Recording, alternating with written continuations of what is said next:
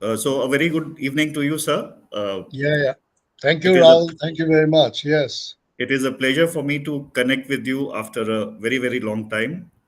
And there are two specific reasons why I thought let's have this conversation. First is certainly because of this book project which the center and Dr. Gadde is working on to celebrate your 3.5 decades in the South Asian Studies division at JNU, of which he requested me to be a part, and I very readily agreed. And I thought I will write a chapter precisely on the person on whom the book is about. So I thought a personal conversation is the best way, therefore, for me to reflect the moments that you have had as a student, as a faculty, and as somebody who has seen South Asia transform from very close quarters. And then the second reason was the article that you wrote for the special issue of the International Studies Journal on reflecting on the South Asian Studies division. So I think that was a very panoramic article. So a lot of our seniors were telling me that it brought the nostalgic memories back to them for the center. So that sets the stage for this interview. So thanks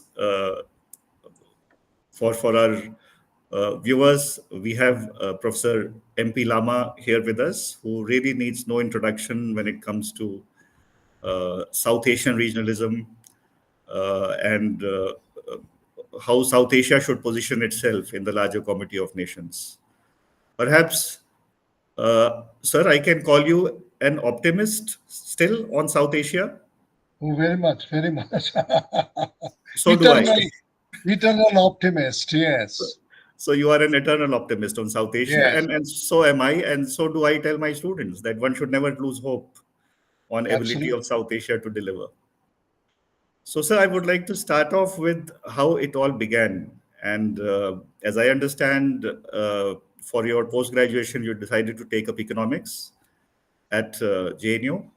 And you know, when uh, one takes up economics, there are so many other options that come up before him.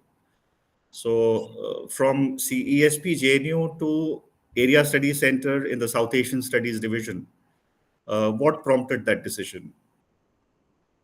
Well, I come from a very beautiful place, the Queen of the Hills, Darjeeling. And Darjeeling is surrounded by uh, four very critical countries, right? Bangladesh, Nepal, Bhutan, and China. And little beyond Darjeeling, you will find uh, Myanmar and other Southeast Asian countries. So I grew up here, and in my primary school, I had a big map, hand drawn map uh, in the classroom, in the assembly hall.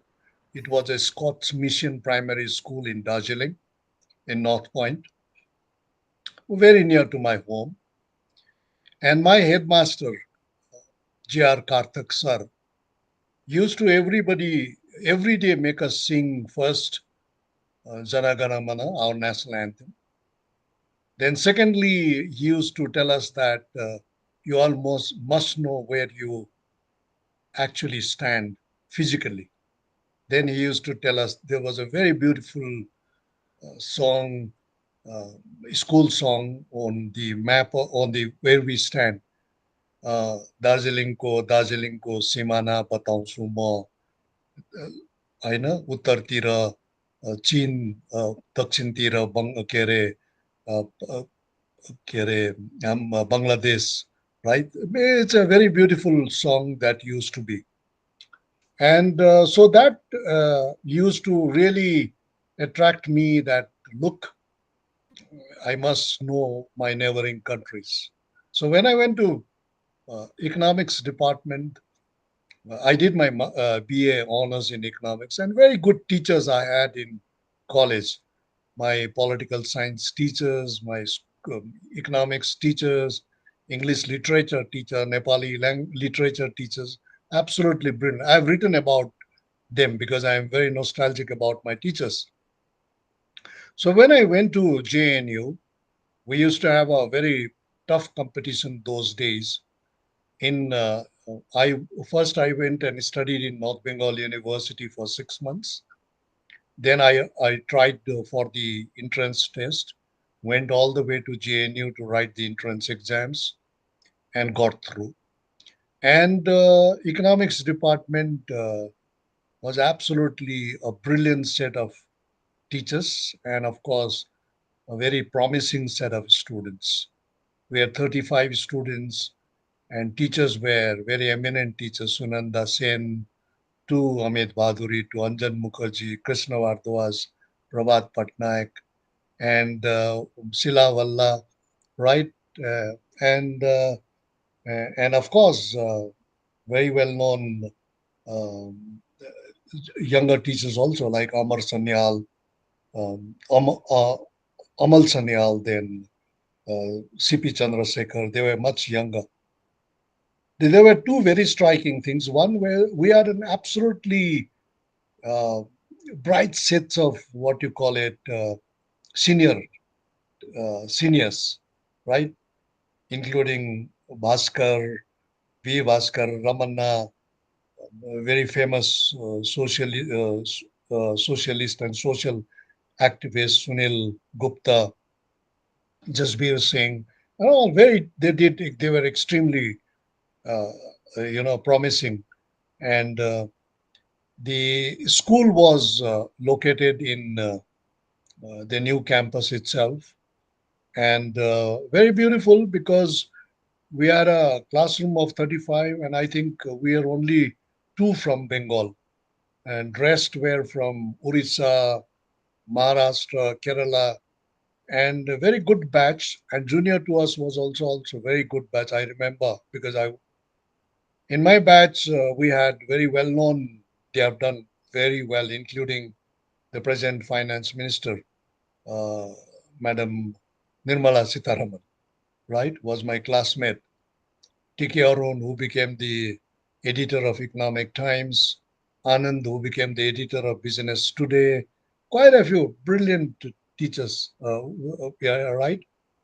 And seniors, Deepak Mohanty became executive director of RBI, Subhendra Misra, and they did very well.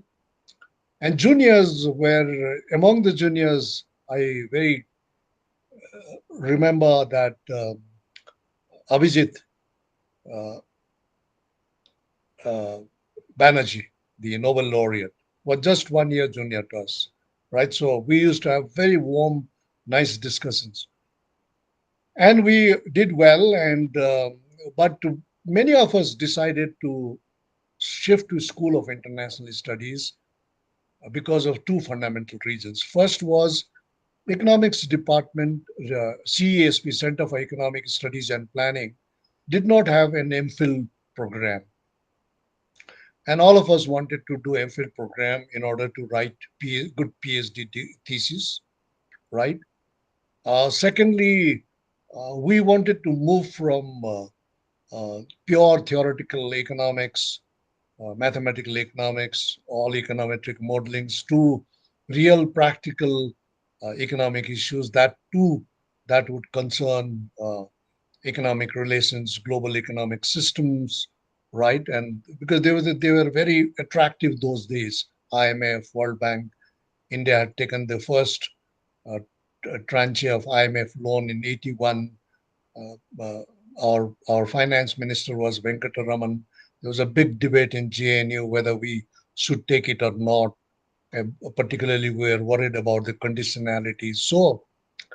So that attracted us to School of International Studies. And for me, I particularly chose uh, the Center for Southeast Asian and Central Asian Studies, a big center, because that center was very near to my heart as I wanted to study all the neighboring countries, South Asia. And that's how we started. And we had a brilliant set of teachers in the school also. Uh, Professor Iswar Baral from Nepal, Urmila Fatnis ma'am, then Bimal Prasad ma'am, my own respected supervisor, Professor Ayan Mukherjee, Kalim sir, all very brilliant teachers, right? And if I remember, sir, you were Professor Ayan Mukherjee's first PhD student. That's right. I was So his he must have because been a very young scholar at that he time. was a very young scholar and he had come back. He did his uh, studies in London, then came back. Very simple, absolutely humble, very brilliant, and very human person. I was very lucky to be guided, supervised by Professor Ann Mukherjee, and it our relationship extended to families, right? His own family. His brother was Parthanath Mukherjee, who was a very widely respected sociologist. His parents were so warm. His wife's children, I used to visit them, and they used to. I still remember, Sir used to always say, "Lama ke rasagola den." That means, please give him a rasagola. And Yes, yes, I absolutely, remember. He was very fond of sweets. And yes. I had the pleasure of hosting them in Goa just a few months back. His family Uh-huh. had come. And very absolutely brilliant family. And we did, all of us did well in South Asia Center. And in South Asia Center, we had Sri Lankans, Bangladeshis, Nepalese, and I would say who else? Not Pakistanis, but from other countries, including from Sweden, from from Japan, from Thailand, quite a few students. So we did well. I did my PhD in 88, 89. But before that, it was very interesting that to do quite a few things. Besides the PhD thesis, my MPhil thesis was on economics of India Nepal uh, cooperation. I study on trade, aid, and private foreign investment. So as I did my MPhil in 84, 85, it was published. And once when it was published, my father was a very well-known government servant and also a very well-known literary figure. He proposed that my book should be released by the chief minister of West Bengal, Jyoti Basu Ju. Then it so happened he came to Darjeeling in 86, and my book was released by him in Kalimpong in a huge program in 1986. That was my first meeting with the uh, chief minister. Before that, I had when I was when I had a gap uh, when I wrote my final exams in college and getting admission into North Bengal University. I had gap of almost 6 months. So my father again encouraged me to do something concrete in these 6 months. And you'll be surprised, I wrote my first book during this 6 months in 1979 entitled Vishwa Shanti Ko Charima, that is World in the Shed of Peace. It's about it's a biography of Mother Teresa because that year she won the Nobel Peace Prize, and I had a very extensive interactions with Mother Teresa in different Nirmal Hirday, in different areas, in Sisubhan and all these places. So I wrote this book, and so so during 80 84, it was very interesting for us because in 82, the seventh Asian Games happened in Delhi. No, ninth Asian Games happened in Delhi. And, and students who were what you called good in sports. The captains of the university teams were picked up from Delhi University, from JNU. So I happened to lead the football team. So I was also picked up by the president of the steering committee of Asian Games. That was that was Rajiv Gandhi Ji. and he So was you the had been president. active in sports, football. Oh yeah, yeah. You used to play. I had been, of course, one of the when I was given the Father Sukkot gold medal in North Point St. Joseph's College in Darjeeling. That was about to have excelled in character, studies, and curricular activities. So in the curricular activities in North Point, I represented Bengal, Sikkim, and Andaman's Nicobar in the Republic Day parade in Delhi in NCC because I was the senior under officer at that time. So we were quite active in sports, literature. I was the editor of the college magazine, then NCC mountaineering courses. You know, the one of the persons who did we did together mountaineering course was Tashi Sherpa. Tashi was the grandson of Tenzing Sherpa, the hero of Mount Everest, right? So we still have a very fond memories about our mountaineering courses in 78, 79. Then in the Asian Games, I could see all the top players. I'm telling you, I saw for the first time and shook hands with Prakash Padukone, the top Indian badminton player, Han Jian of China, Rudy Hartono of Indonesia, Morten Frost, and all these people, absolutely brilliant All people. those were legends at that time. Yes. And in hockey, I could see large number of players because we are very close followers of hockey. When they won the 1975 World Cup, I knew that the top hockey players were from our side were Aslam Sher Khan, Ashok Kumar, right, Ajit Pal Singh, Michael Kindo, and all these, and from Pakistan, Islamuddin, Samiullah, the flying Sikh, the flying, the from Bongarts from I think from Netherlands, then Paul Legend from Netherlands, Bongarts from West Germany. So we knew all these people, because of my trainings at home. My father was very keen, my brothers were very keen. So I met all these people. The I was attached once with the fastest women of Asia that particular year, Lydia de Vega of Philippines. She was a film actress, and I've got a photograph with her, published that. So very good life. Took my friends to Asian Games Village because I was every day I could take two friends, had dinner with them. So lovely memories.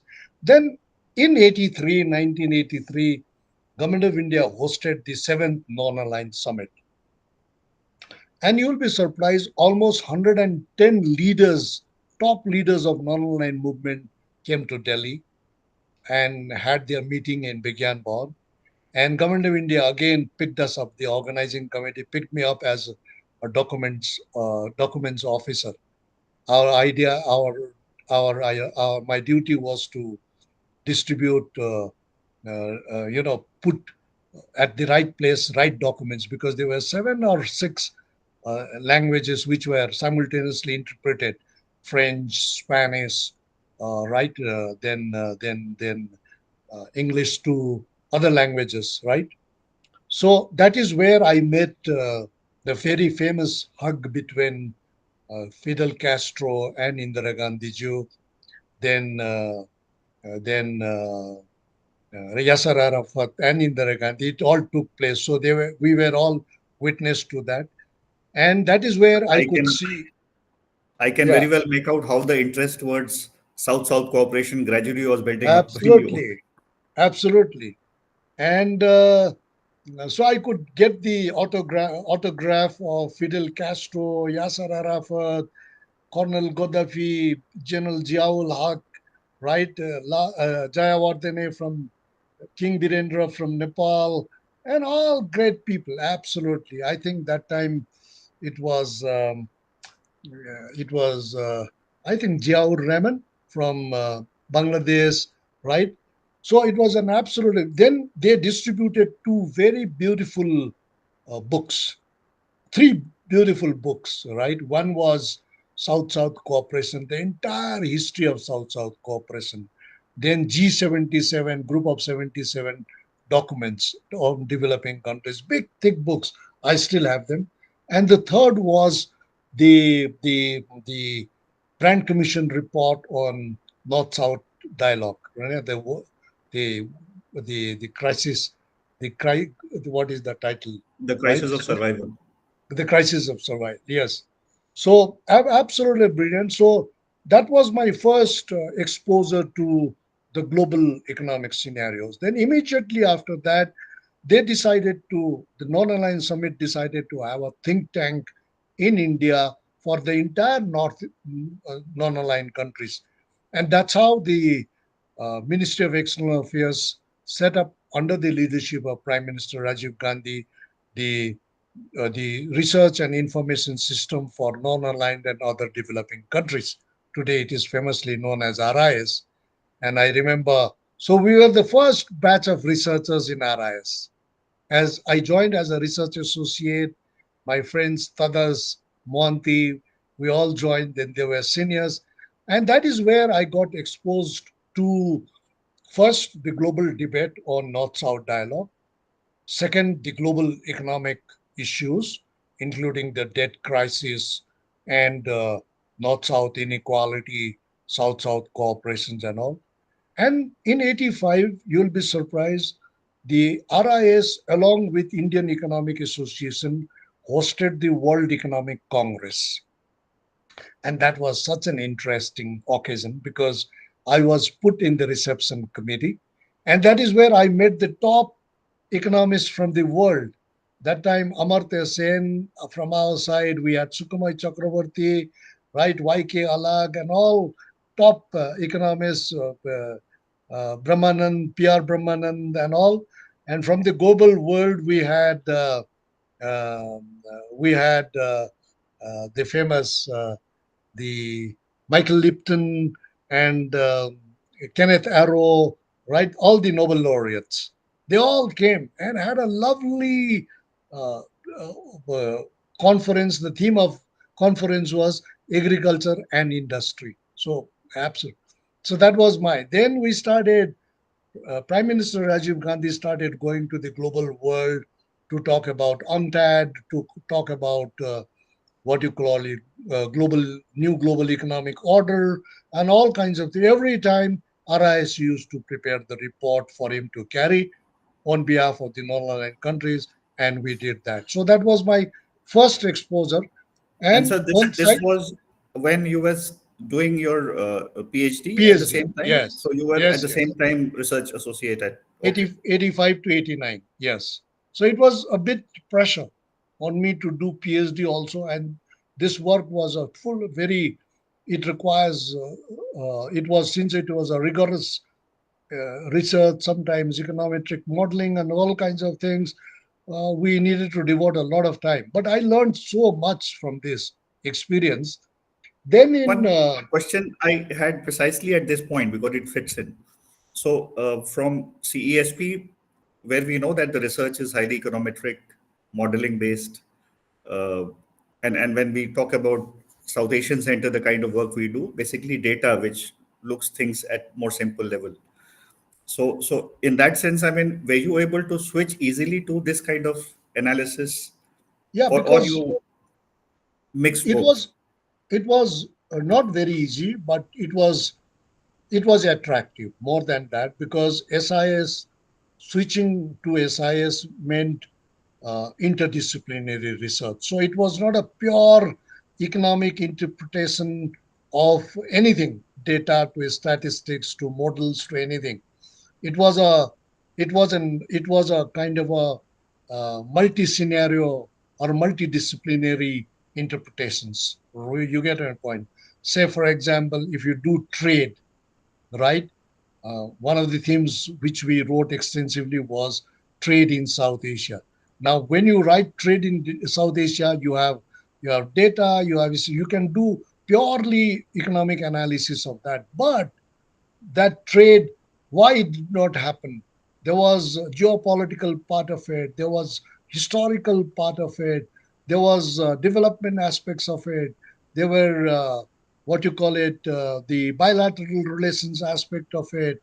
There were aspects of underdevelopment. There were aspects of deindustrializations, all kinds of things. So this was such a beautiful opportunity to interpret a particular statistical finding from 10 different ways, right? Whereas I would have said that in economics department, I would not have got that opportunity, right? Precisely because we would tend to look at it purely from economic perspective. Now, of course, things have changed. So in 87, I went to Nepal to do the field study, and that was another exposure. I did when I was writing my PhD thesis on Indian and China political economy of Chinese and Indian and Chinese aid in Nepal. I had to do extensive field visits. So that was my first field exposure, right? Because at the international level, at the national level, I already had field exposure because we already had written two books, Eastern Himalayas Economy, Environment, and Society. The second was Tea Plantation Workers in the Eastern Himalayas with my college teacher, Professor R.L. Sarkar. So for that, we had to do extensive field visits in tea gardens in Darjeeling. So that was internal. But external, international exposure was Nepal.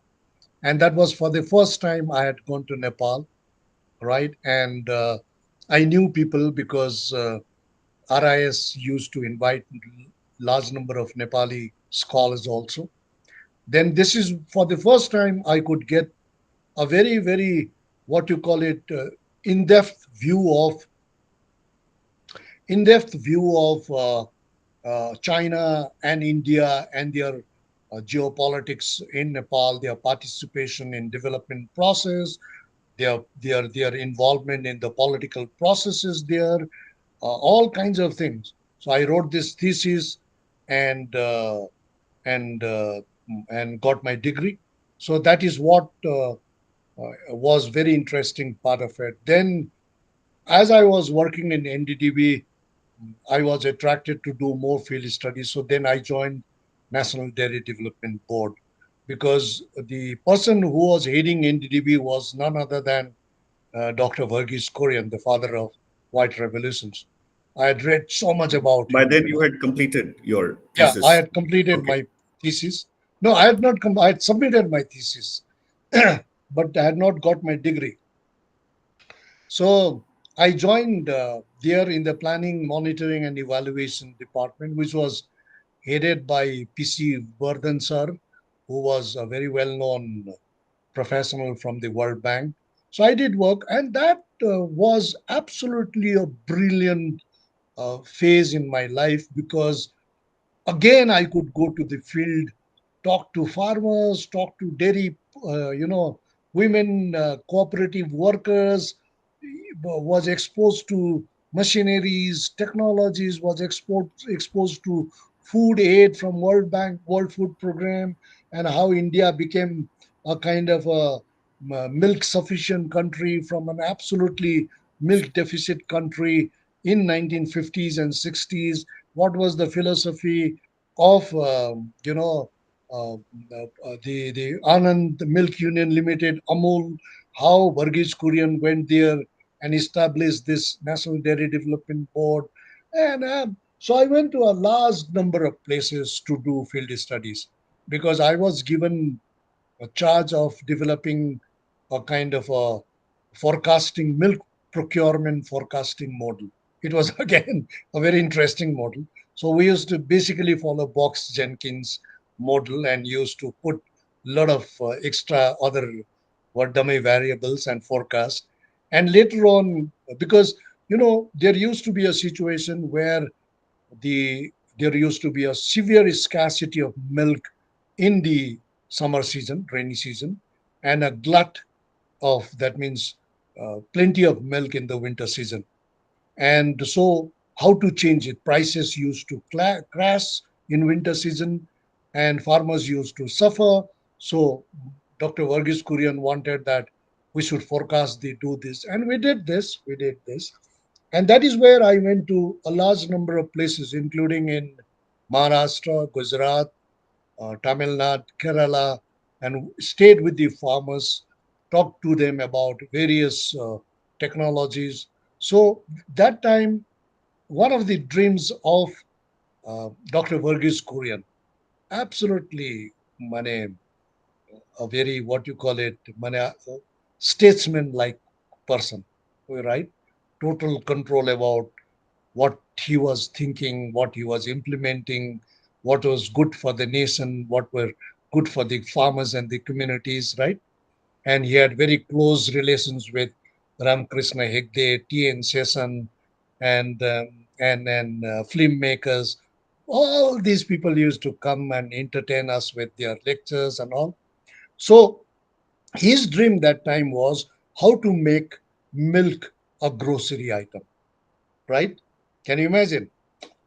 Money, because milk used to be not used to be a grocery item that time in 1991, It 92. was more of a luxury for some. It Yes. wasn't really a So grocery item. so he used to send us to uh, the HPL, I think, Hindustan Packaging Limited in Baroda. He says, you boys, you go there and study what is a Tetra Pak, what is a ultra high technology UST, and can you imagine those days?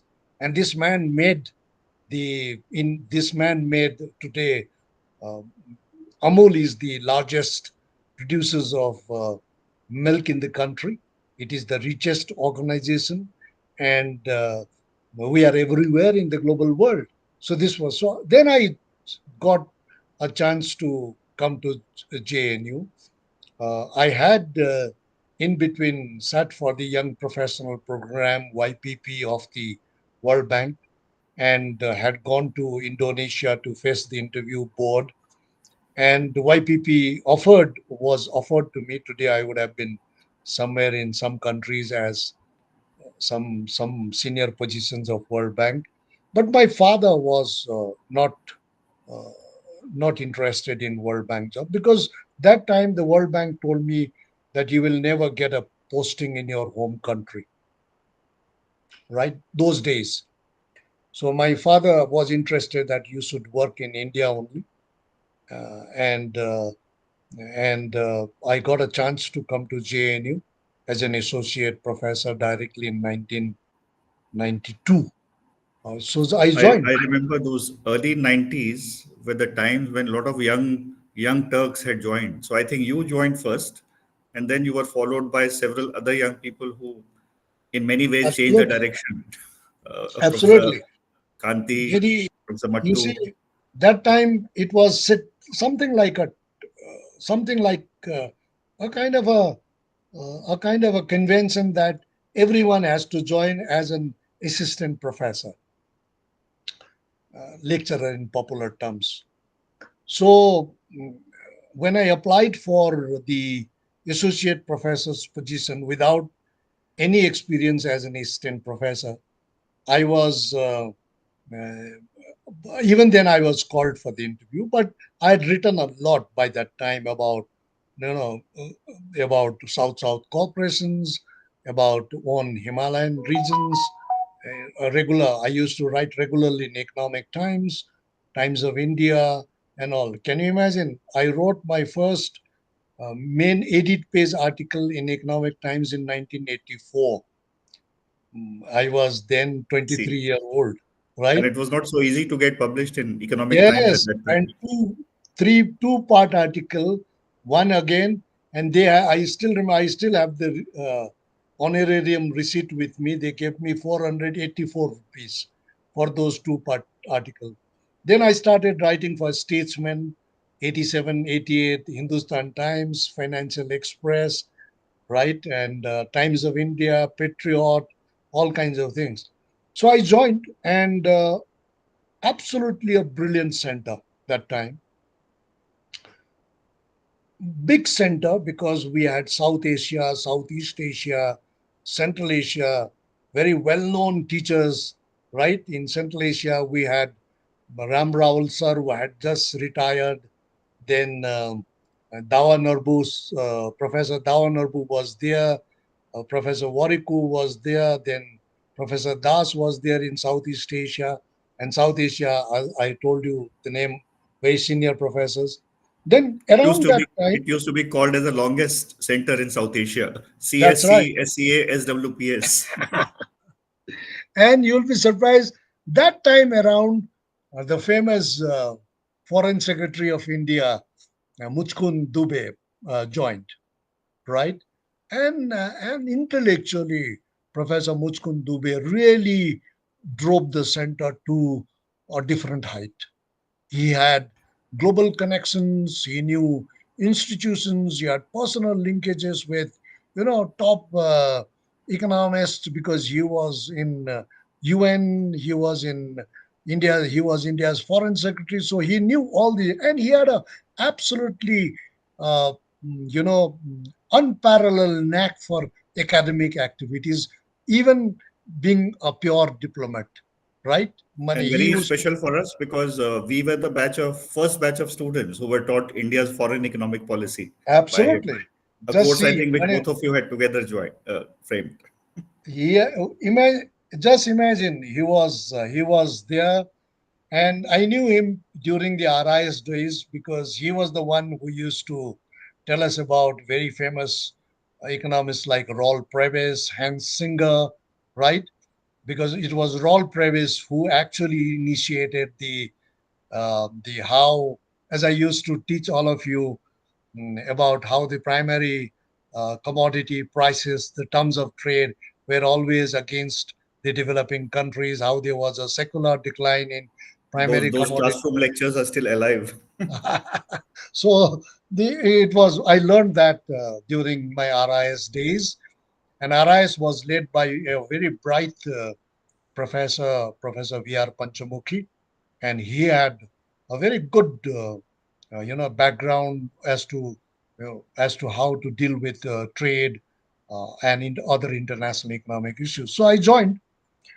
You know, two three things very interesting about those particular phase before 2000, 1992 to 2000. And Center also was one more thing you could add to this. This was also the time when the promise of SARC had just begun. I mean, this was the absolutely, first decade of SARC's coming in. oh, many things were there. First, SARC had really started doing something, particularly after the 1987-88 summit, where they did several things, right, including SARC reports on climate change, SARC reports on.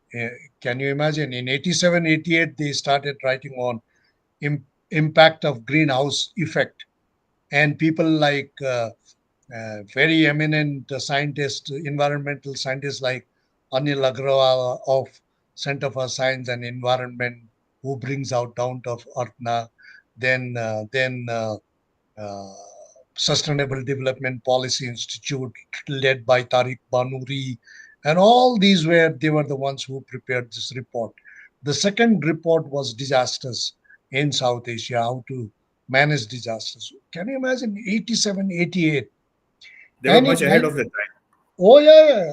And in 1992, SARC would appoint the first poverty commission led by Krishna Prasad Bhattarai, the former prime minister, and that report was absolutely fascinating. So, and they decided about South Asian preferential trading arrangement, SAPTA, to be implemented from 1995. So there were landmarks. They set up regional institutions on agriculture, on tuberculosis, on information, on documentations across South Asia. The secretariat started doing well. Everybody looked forward to going for the summit, and summit decided this, right, and summit decided that. So that period from 1992 to 2000 was a uh, very interesting phase for us, because India then went into economic reforms process for the first And time. also one more thing, sir. It was not that relations between India and other countries or internal tensions were not there. There were tensions. I mean, the Sri Lankan issues, Indo-Pak, but still the momentum kept on. Oh yeah, yeah, yeah. Oh, tensions. I have always been there. The 1987, they passed the SARC Convention on Terrorism, the removal, or the, what you call it,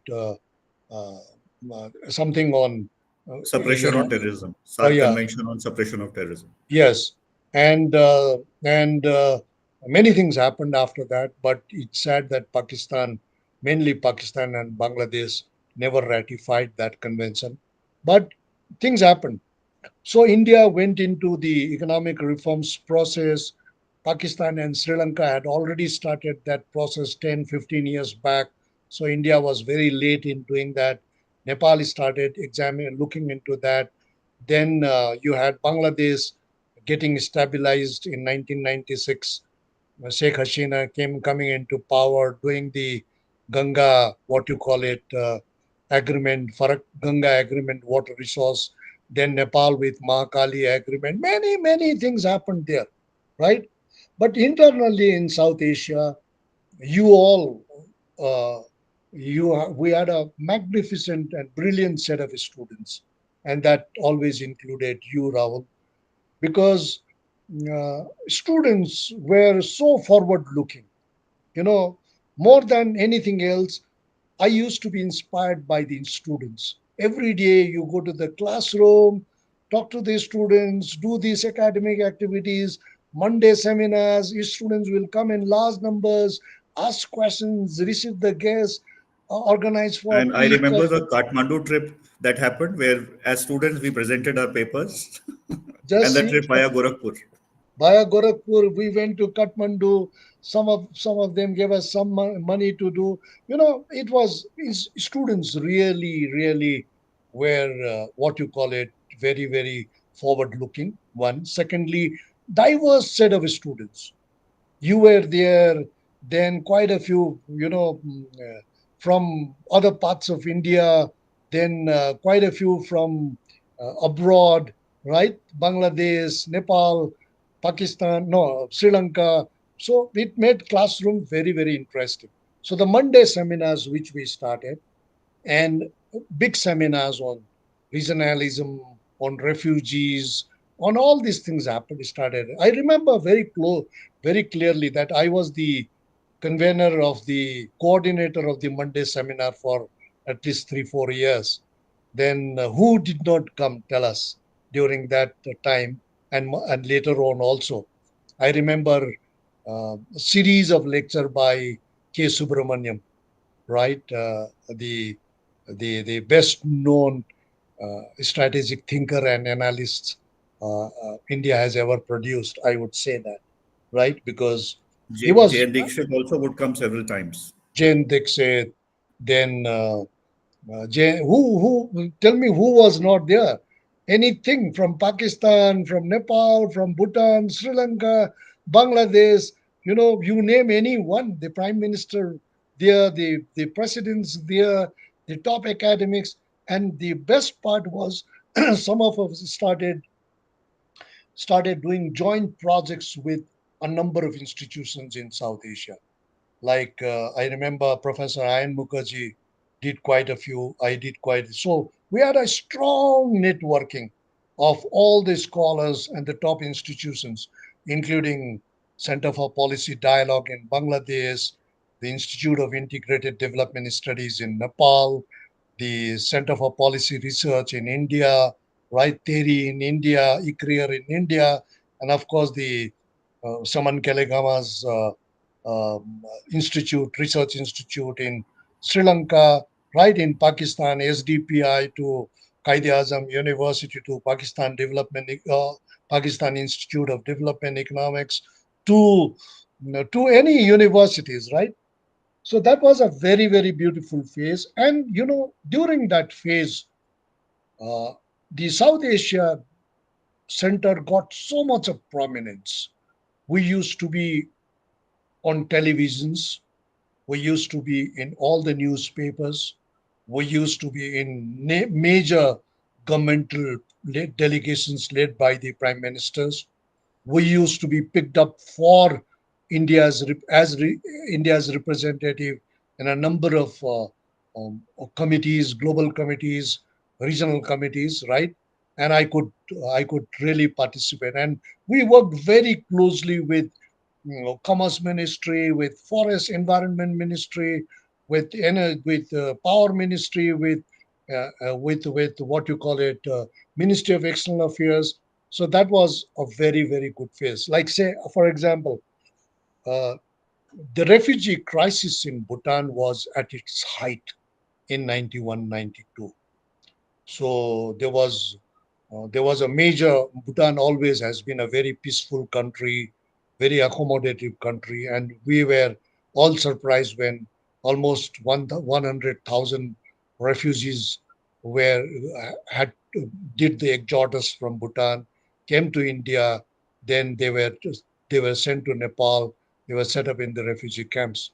So during that time, we invited the foreign minister of Bhutan, uh, Limpo Dawachering, a very suave, a very sophisticated diplomat, right?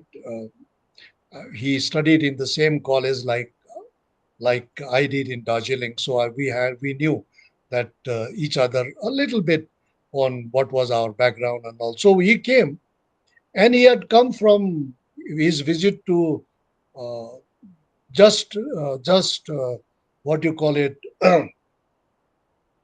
uh, what you call it, just defunct Soviet Union, right? He had gone there, and Bhutan was in the news about what would happen to refugees, how His Majesty King Jigme Singye Wangchuk would do this. Then he came and he started delivering his lecture. Before he started delivering lecture, I introduced him as the longest serving foreign minister of Asia, right? Then when I said this, then he gave a little bit of tapping to me and said that, hey, Professor, you stand corrected. He's very, he did a whispering on me. I said, what is that, Your Excellency? Then he says, I, I am the I'm the longest serving foreign minister in the world today. He said this, right? Not Asia. So I immediately said, oh, I stand corrected, and And I, you have it is mentioned that the, in the international studies article there. yeah, Please yeah. describe. So immediately, right? Then in 1993, I was invited to Bhutan as a royal guest, had a very intensive interactions with His Majesty, the foreign minister, the home minister, and I could get a glimpse of what is what. I was reading from only from other sources, interacting with the refugee leaders, but I could get also from what is the Bhutanese side, and that really broadened my horizon about what a refugee crisis is all about. Absolutely brilliant. Then then in uh, 1998, SARC Summit put me in the independent expert group to review the activities of SARC after 10 years of SARC process. So, and Professor Muchkund Dubey was appointed in the eminent persons group of SARC, along with Revan Sovan and all the top Dr. Pai intellectuals. Panandikar also was a member of that group, Dr. Pai I think. Panindikar, right? Right. And they were absolutely a set of uh, experts, professionals, and thought leaders for the entire region, South Asia. There is no, I don't see any parallel today. That was a golden period as far as the thought process and policy So, in formulations. fact, today one misses a kind of a track two. I mean, track two used to be a very, very prominent thing those days. I think today also something like track two exists, but it doesn't carry that weight as it used to at that particular point of time. It doesn't carry that weight precisely because I think two significant deviations have happened.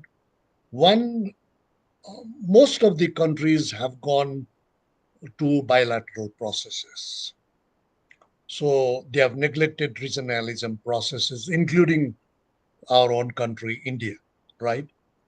And secondly, the generation which actually headed the top institutions, academic, professional institutions in the neighboring countries have all faded away, right? They are very old now, right? And the new generations have their own priorities, right? Except in some institutions like CPD, right, in Bangladesh, where you have still people to carry it forward. So I think we have, and the um, third, of course, is the platforms for the regional civil society to come and meet have really eroded, right? There used to be literary platform, scientists, platform for the legal luminaries that have literally vanished today, right? In fact, if I remember, SARC itself used to have platforms where the professionals used to meet, Oh yeah, and yeah, yeah. but ever since SARC has got stuck, I think all these other initiatives which would be under the umbrella of SARC also Absolutely. would diminish. SARC had created um, a separate set of uh, program known as Apex institutions. You remember, under which Yes, yes, SARC Chamber of Commerce were set up, yes. where all the chambers used to be there. SARC Literary Society was set up, including top literary figures from India, right? SARC And Association of Parliamentarians was there, absolutely, journalists. absolutely. Then SARC Legal, where the Supreme Court's member, Chief Justices, and judges used to be there. Then there used to be SARC visa facilities, SARC sports, SARC music competitions, right? Yes, so many things. All these have vanished.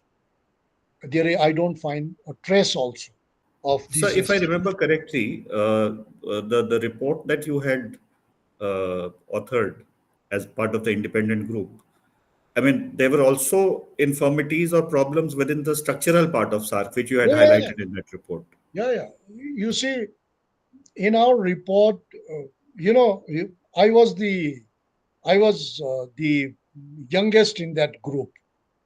All were very veterans, like K.K. Varga, former Secretary General of SARC, then Farooq Chaudhary, former Foreign Secretary of Bangladesh, all the former Foreign Minister of Sri Lanka. So they were all very veterans in that committee. But I was the only academic in that committee, and Naim Saab, who was the Secretary General from Pakistan in the SARC, always used to tell me, being the youngest, you will have to lead the team, right? And we will give all the support. So I was given the responsibility of drafting that report, right? So I worked hard, but in the process, I could get access to so many so-called confidential documents of SARC, very internal proceedings of where the ministers will discuss something, foreign secretaries will discuss summit level. So I got access to all. It was fascinating. That's why Hmm. I know what is the expert group used to say. Very internal reports. What was the discussion between the who opposed what in the trade group, in the environment group, in the energy group. So I could access. So that was a very, very, what you call it, prolific information reservoir for me also. Then we submitted this report. One of the things which we said in this report is, you uh, you multi you diversify the stakeholders, the critical stakeholders in the SARC process. Today it is just one set of stakeholders: government, states, right? So you diversify, bring professionals. Secondly, we said that you bring global institutions into the fold, right? World Bank, IMF, WTO, GATT, on all these organizations, ADB, to support the activities. Third, we said you change the what you call it, reporting processes. We used to have the SARC, what do you call it, There were four forum. layers through which Yeah, decisions had to go through. Standing yeah, committee. technical Yes. committee to this. So we suggested, and many things were implemented. I tell you, one of the things they implemented was we wanted the integrated program of actions, the technical committees, to come down from 11 to 6 or 7. And in this 11, there was no energy related technical committee. So we said there should be an exclusive energy related technical committee. And they did that. That's why energy cooperation has really enhanced or consolidated, has been consolidated in. So that was the case of it. So 2000 was kind of a slightly deviation, uh, I would say major deviation in my own career, right? Then I got whatever recognition I could get at the regional level, at the national level. Then, So can I say that it was around that time your focus also gradually shifted to sub-regional cooperation, because absolutely, yes, your last 15 years, if you look at your work, bulk of it has been actually connectivity that's right. corridors. Yeah. That's right. Because we saw, I saw two, three things. One was SARC had become a kind of an institutions which would not deliver goods and services. Like, say, for example, we had food security, basically to meet the food scarcity during the what you call it major natural calamities, and this was never implemented, right? Similarly, your terrorism convention, it was never implemented. Similarly, so it was so, and we thought that the second thing we thought was now we should move more towards project-based approach of regionalism process. You do one project that would be demonstrative in character, and that will be replicated by countries. Say one project on dairy farmers, right? Milk productions. India can take a lead. One project on traditional medicinal systems. Bhutan or Nepal could take a lead, right? One project on energy, electricity grid, right? Bhutan, Nepal, and India would take a lead. Such kind of projects. But we suddenly realized that these projects are not again possible in the whole region of 7 countries. It has to be maximum 3 to 4 countries. And that's why we moved to South Asia Growth Quadrangle. And we did two very comprehensive books. One was South Asia Growth Quadrangle, edited by Reman Sovan, Muchkund Dubey, and Lokras Baral. And we made the chapter contributions, including Ramatullah Saab, right, me, and quite a few others. That was published by Macmill. And the second major volume which we did was for FICCI, Federation of Indian Chamber of Commerce and Industry, on sub-regionalism process, right? So I started then working on projects, right? Then this is where I concentrated on energy. Then this is where I concentrated on opening new linkages, including Nathula in Sikkim, right? And in 2000, I was invited by the government of Sikkim to work as a member of the Planning Commission, where Professor Dubey was invited as vice chairman of the Planning Commission. We did a whole lot of absolutely brilliant work there. And this is where I wrote the first Sikkim Human Development Report for the United Nations Development Program, and we opened the Nathula trade route, right? And this is where we thought that, all these started showing immediate results about cooperations, about sub-regionalism processes, right? And that's how I started moving gradually to sub-regionalism processes, and Nathula trade reopening was a is a major, what you call it, uh, forward-looking policy of government of India. It opened a 44 trade route which was closed 44 years back in 1962. So it was basically Prime Minister Atal Bihari Vajpayee who went and signed agreement, right, in China to reopen this trade route. So this started making borders soft, converted hard borders into soft borders, right? And a lot of start activities started. And this is when the the government of India started refocusing on the northeast part of India. We prepared the vision document 2020, right? Started working on land customs stations, integrated checkposts, and all kinds of things. And I think the present government has really consolidated, or substantially consolidated the process, and and the operationalization of Act East policy is now actually happening. Sir, here I would like to bring in a related question of internal political developments in some of our neighbors. Yeah. So, while bilateralism was seen as a kind of a way out, which was working very fine, do you think that when we look at the recent episodes, even the spirit of that bilateralism runs the risk of being compromised, or you feel that it's a phase that will, over a period of time, go away? See, in the last 45 years of our academic uh, journey,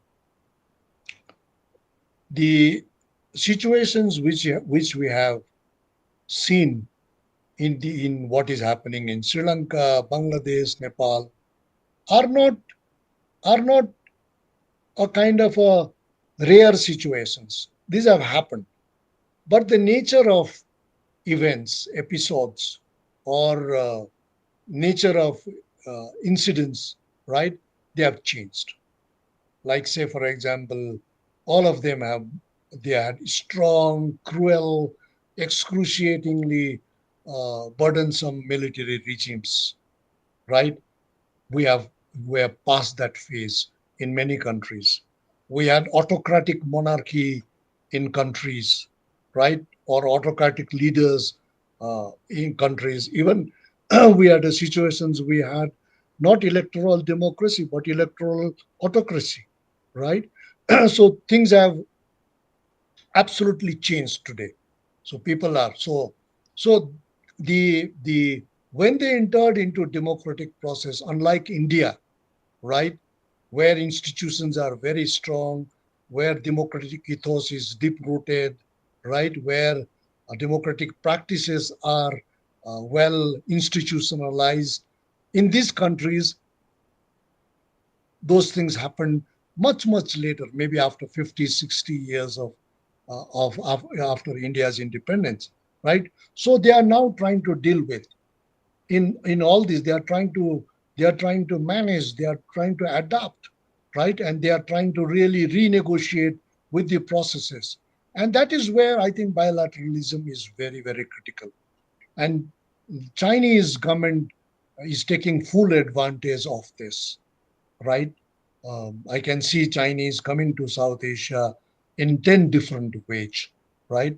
And whereas India has been the core player in this South Asian theaters, so India is every country wants India to really change its style, possibly change its strategy, possibly, but every country wants India, right? Nobody country would like to dispense or go or India to give up, right? The Myanmar is to Bangladeshis to Afghans. So it is a big opportunity for India to rethink, to renegotiate, and to really get into the dynamics of cooperation and integration, precisely because of three things. One, we don't have our Indian constituency in any of these countries. We had a very, very strong Indian constituency in all these countries for almost 50, 40 years. There were graduates from India, there were politicians from India, doctors from India, engineers from India, journalists from India, trained India, who had gone. And so India had a huge, very interesting constituency. One, now this Indian constituency is replaced by a new generation of Nepalese, Bangladeshis, who have got very little to do with India in many cases. The second is Indian institutional approaches to these countries have not changed, whereas the situations have become very dynamic in these countries. Say, for example, we still have all our policies based on our embassies, right? We could have used multi, what you call it, sectorally stakeholders in engaging and in attracting neighboring countries, the traders to industrialists to environmentalists to academics to journalists. So India still uses its own conventional orthodox The techniques state, the state to to state policies. to engage this, whereas Chinese do not do that, Americans do not do that. You have seen they use NGOs, they use media, they use what you call it traders, they use activists, right? And we are still not able to figure out as a country as to who all our uh, real partners in the changing and dynamic political social policies in these countries. So I find but I think gradually it is realizing, and I think it would be able to consolidate further. I think much also would depend on India's ability to sustain its own growth process, because once that is done and that sustains, automatically it becomes more and more a kind of a magnet for other countries to realize. So perhaps a combination of these two: political engagement to civil society and continued economic attractiveness. That's right. See, for example, that's why we are, Rahul, that's why we have brought this very, very interesting debate. And I now feel that there are quite a few takers now. Would you like to take border as a geometric line always, right? Based on what uh, the people who drew the geometric line, right? Or would you like to make border as borderlands and take opportunities to engage with the neighboring countries, right? Say, for example, we have 4,000 plus kilometers borders with Bangladesh, 1,600 plus kilometers with Myanmar, so many thousand kilometers with Pakistan, Bangladesh, Nepal, Bhutan, right? So for us, our border policy is absolutely very, very important. If you keep borders as just a geometric line and give it entirely to the national security forces, then from the other side, there is nothing to engage with you, right?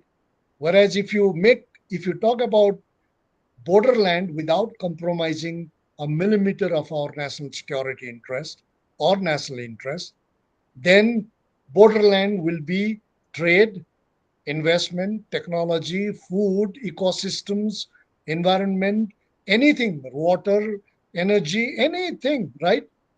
And this is what the Chinese have done in Southeast Asia, in Central Asia, right?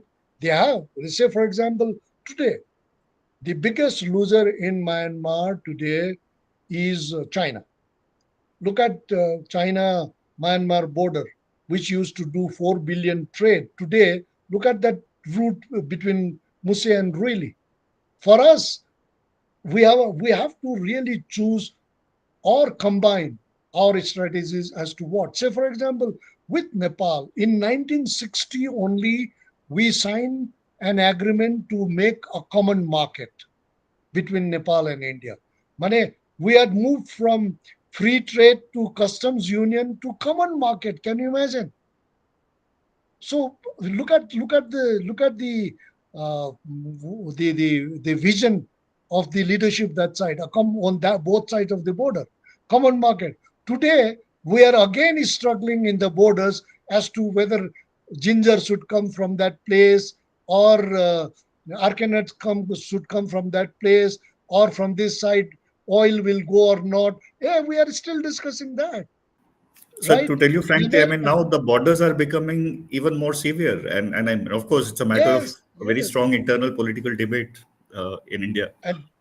And this is despite the 1950 treaty, where you have reciprocity in the movements of people, goods, services between India and Nepal. 1949 Peace and Friendship Treaty with Bhutan, amended in 2007, right? So it's a choice for us. Now we really have to see, for example, our actist policy, our policy to make Prime Minister Narendra Modi's policy to make Northeast as a new growth pole of India would largely depend upon how Northeast would interact with the neighboring countries, Yes. with Southeast Asia. Our entire Act East policy is dependent upon how Northeast and Myanmar develop relationship, so that Myanmar becomes a bridgehead to Southeast Asia, right? Our entire policy towards China would also behave about how much of how much of engagement we do in Nepal, how much of engagement we do in Bhutan. Our entire Indian Ocean, Bay of Bengal policy would depend on how we engage Sri Lanka, how we engage Myanmar, and how we engage Bangladesh, right? So and if you keep a geometric line as a border, we are stopped there. We are stopped there, right? So why do we set up integrated checkposts? Why do you set up land customs station? Why do you give access Bhutan through Tripura to go to the deep sea ports done by the Japanese? So the entire project will fail. So we really have to rethink about border policy, right? Without even compromising a millimeter as far as our national interest and that can be done, right? Say for example, we have an open border between India and Nepal of almost 1700 plus kilometers. Now in the last 80 years, 70 years, I was checking, is there any major infringements on the borderline between India and Nepal that has upset India's national security interest? No, no. The border is open between Bhutan and Nepal, Bhutan and India. But when the border is closed between Pakistan and India, when the border is closed, fenced between India and Bangladesh, look at the situations. Terrorists, my illegal migrants, right? So there is some kind, we must have some kind of flexibility. We must have some kind of flexibility. And that's why we have written a book known as Rethinking a Border between India-China border, published by Michigan University Press in, I think, 1916, Mhm. 2016. 2016. And where we have said this, where we have said all these things, that we really have to rethink, because Chinese have already thought about it, implemented it, operated it. That's why they are going to. They have the. They are the most what you call it, eminent exploiter of rare earth, oil, gas in Myanmar. Can you Yeah. imagine? Mhm. Right? The True. Thais have been able to do it because the Mesot borderland is used for tourism, immigration, trade, everything, right? Look at Chinese have done in Central Asia with Kyrgyzstan, right? True. Just see what Chinese have done in Pakistan through the Karakoram Highway, going down all the way from Karakoram Highway to Godar Port. Can you imagine? Yeah. Money one kind. Why not we? Why not we? We require finance, but most important thing is we require some kind of rethinking in terms of our negotiation. What stops us from from bringing uh, Nepal and Bhutan as a partner in India's Act East policy? The moment you do Yeah. that, they will be looking towards the south, right? They will get access to Myanmar and Southeast Asia through India's Manipur, Nagaland, Arunachal Pradesh, and Mizoram, right? So I think Right. we really have to change. And And this is what our center in South Asian Studies program, we have been able to, inject some of these ideas among the young scholars, and and many this of also them have converges become very very much with India's larger engagement with the global South. I mean, my point always has been that to be a leader of the global South, well, your immediate neighborhood also has to go along. In oh, fact, I'm glad absolutely, you absolutely. mentioned about the young scholars now, and I mean, our interview now is reaching its final stage. I remember when we were about to start our research on South Asia, we some of us went to Professor Moni and said that, sir, we want to work somewhere in the area of South Asia, coming together, cooperation, but the way things are going on in South Asia, uh, we are a bit apprehensive. So he said a very interesting thing, that see, if something goes wrong in South Asia in terms of cooperation and you're working on it, nobody is going to hold you responsible for it. But you would have at least analyzed the reasons why it is happening. Absolutely. So if today young people who wish to work research on South Asia come to you, what would your response be to them? See, I don't want, there was a time when South Asia Center really concentrated on bilateral relationship. I've seen theses like India's foreign policy, Rajiv Gandhi era. I have seen theses like India-Nepal relations in 1990s. No, I think we must look into very critical issues. Say, for example, critical issue today is climate change, right? Critical is that would affect all the South Asian countries. Critical issue today is about integrating South Asian market. The World Bank says this is the least integrated region in the country. I challenge World Bank. Why are you saying that? Only because our inter-regional trade is 5 to 6%, you are saying that. But look at you are taking 6% of South Asia. You are ignoring 94% of South Asia. South Asia is the most integrated region. Disaster, pollution, migrations, culture, marriages, food, right? Pilgrimages, tourism, you name anything, we are so integrated, right? We are so integrated. And you are ignoring 96% of South Asia only because you would like to promote some traders or some institutions and you say least integrated. That you have said for last 30 years and you have not been able to make any Oh, difference, that's a very right? interesting point. So what we are saying is you work on this. Climate change would integrate us. Food security would integrate. Poverty eradication would integrate. Migrations would integrate it. Trade would integrate. Investment would integrate. People to people contact would integrate. So our thesis, Education sector. education, health, right?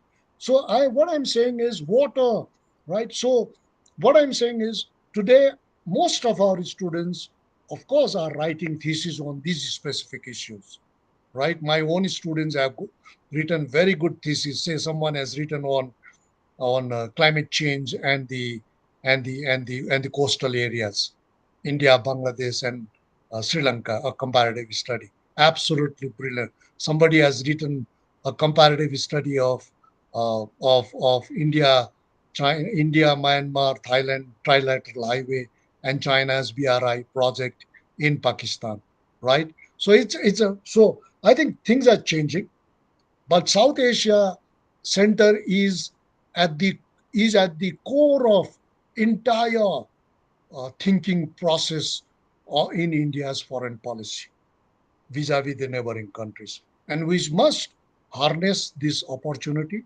take full advantage of the academic platform we have been given. We have dearth of funds, we have dearth of facilities. Despite that, I think we all must work towards that. And we have already generated a number of critical thinkers as far as South Asian systems are concerned, issues are concerned. And they are located in Nepal, Bhutan, Bangladesh, Pakistan, Afghanistan, Sri Lanka, right? And within India, you are there, right? Working on these issues, uh, the the the the students doing so Yeah, yeah. well in very My critical students have issues. perennially called me the perennial optimist in South Asia because I begin They, my class with this statement itself. like India, what is that? In the Indian Institute of Science, our student, who is the director there now, he was in uh, IPCS. Subhachandran. Suva. Subhachandran. Now he is in Suva. NIAS. Yes, yes, Yes, Suva is yes, doing so well, yes. right? There are so many students who have done so well, In right? fact, sir, In that is different the entire universities. reason why a small group we have created, and but that group has mostly people of my generation. So what we want to do is to now include the younger students who are there in the division center, which would act as a kind of a bridge. So we See, would really they, look forward to, yeah, your, yeah, but well, I also say that uh, as academics, it is good to be esoteric in in producing knowledge, right? Because you have the privilege of doing that. That you provide exclusive, purely academic knowledge and literature. But at the same time, we should also be aware of the fact that someone has to use this knowledge and literature, new knowledge we have generated, right? And the best users of these could be civil society, could be government. So you really have to include or integrate your knowledge generating system or your products with policymakers, with governments, with what you call it, civil society, with communities, right? And my work very consciously, right? Very consciously has been always in this direction, that I want at least a paragraph of my study to be used by this government, by civil society. That's why I'm very keen that university system has to work in very, very close coordinations and in an integrated manner with communities, with civil societies, multiple stakeholders, governments, right? So that we benefit from each other's what you call it, strengths, and share. After all, university is for the nation, for the communities, for the global world. So our knowledge of sharing and our knowledge platform should also bring multiple stakeholders so that we all work together. I have had this experience, and I've been doing this. In the last report I did was for the UNSCAP on connectivity, right? In a very, very, very, very critical corridor known as Fulbari corridor, or Government of India says the neighboring countries BBIN corridor. I just did a report on how what does it cost for us to the reopen the Stillwell Road, Lido Road, used in the Second World War, right? What does it lead to if we do much more integrations on some of the Himalayan geographies, including Arunachal Pradesh, Nepal, Bhutan, um, the western parts, the central part of the Himalayas? How does it how does it work, and what benefits as the nation, what benefits as the neighboring countries we will get? I think these are the issues, but I think our students are doing well. Our colleagues are refocusing, reorienting themselves, and many of you who are in different top universities in India and abroad, I'm sure would take this mantle of South Asian studies, which you were nurtured with in South Asian Center in School of International Studies in JNU, and always, Indeed. you know, always take the flag of JNU aloft. Indeed. I think JNU provides three very interesting things. First, JNU provides you a platform, a space. Second, JNU provides you freedom to speak, to write, to think. And thirdly, JNU provides you a much, much larger thinking space that goes beyond your borders, Very embraces much. global communities, regional community. I think that is the best part of Jawaharlal Nehru University, and I would always cherish, even I am not associated with this university. I have had absolutely a brilliant, uh, almost 35 years of teaching Yeah. in JNU, Yeah. and Mm. almost, you'll be surprised, almost 12 years of my students association as a student, and I have Mhm. never ever felt that a sense That of it's discrimination or sense of detached. deprivation Yeah. or yes, and a sense of what you call it, laggardness.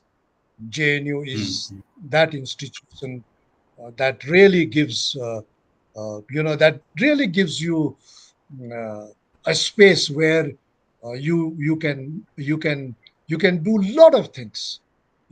I think Indeed.